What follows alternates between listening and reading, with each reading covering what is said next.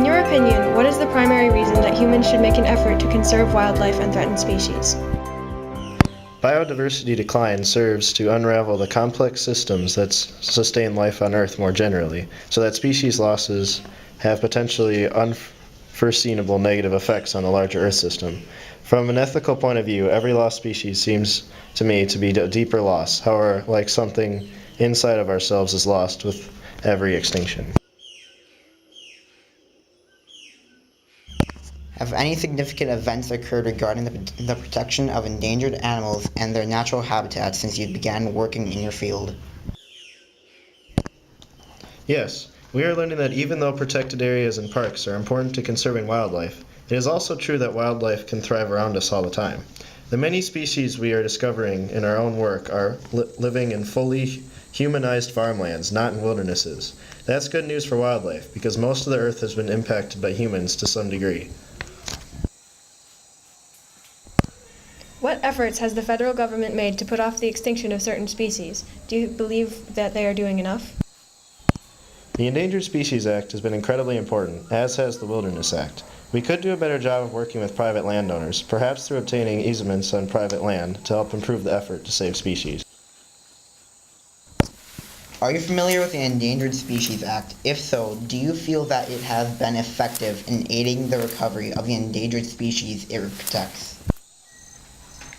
I do think it has been effective, and we have seen several cases to prove it. The bald eagle story is notable.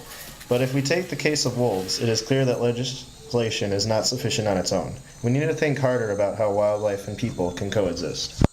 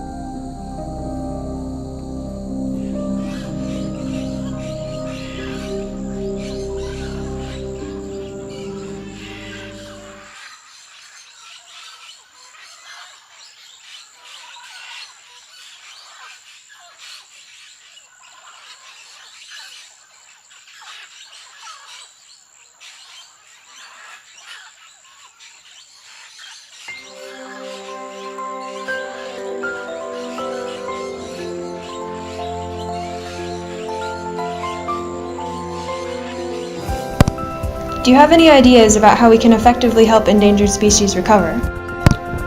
The key will be to think about humanized landscapes. Consider the greater sandhill crane.